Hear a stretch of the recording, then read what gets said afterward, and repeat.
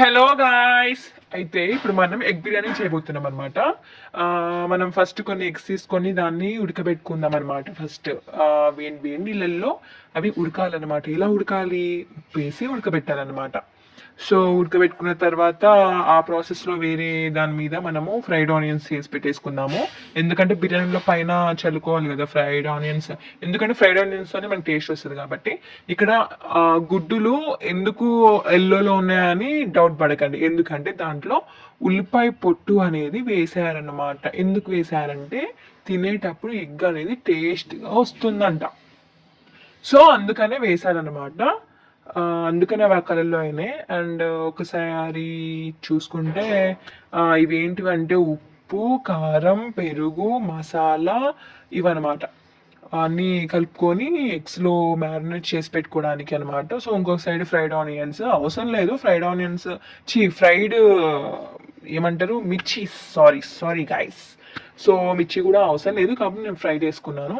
So ఉడకబెట్టిన eggs ఒకసారి ఆయిల్లో ఫ్రై చేసుకొని ఉప్పు వేసుకొని ఫ్రై చేసుకుందాం. ఎందుకంటే దమ్ బిర్యానీలో ఎగ్స్ మనకు నార్మల్గా బాయిల్ చేసినప్పుడు కాకుండా ఫ్రై చేసి బిర్యానీలో వేస్తే చాలా బాగుంటుంది. ఎగ్ బయట పొట్టు మరీ మెత్తగా కాకుండా సో ఫ్రైడ్ కొంచెం టేస్టీగా ఉంటుంది. ఇంకొక సైడ్ ఇప్పుడు రైస్ మనం 70% బాయిల్ చేసుకోవాలి కదా. సో దాంట్లో లవంగాలు, బిర్యానీ సామాన్లు ఉన్నటువన్నీ ఎత్తేసేయాలి. సో ఇంకా దాంట్లో తగినంత ఉప్పు కూడా వేసుకోండి, కొత్తిమీర, పుదీనా అవి కూడా వేసుకొని రైస్ ఒక 70% ఉడికేంత వరకు పెట్టుకుందాం. సో నేనైతే లెమన్ కూడా పిండుకుంటున్నా. అండ్ సాల్ట్ కూడా వేస్తున్నా. మా ఇంట్లో సన్నుప్పు లేదు గాయస్, అందుకనే లడ్డు ఉప్పు వేసినాం.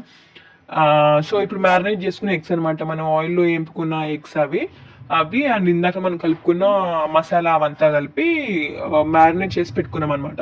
సో ఇప్పుడు బిర్యానీ దవర తీసుకొని దాంట్లో కొంచెం లైట్గా కింద ఆయిల్ పూసుకొని rice, chicken, fried onions, fried మిర్చి అంతా వేసుకొని లేస్గా పెట్టుకోవాలన్నమాట.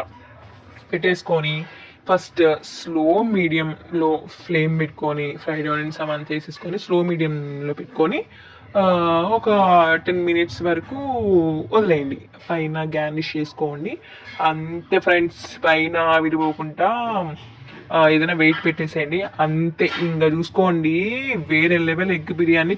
తోపు, అసలు తోపు అంటే తోపు వచ్చింది. ఇంకోండి కావంటే మీరు కూడా ట్రై చేయండి.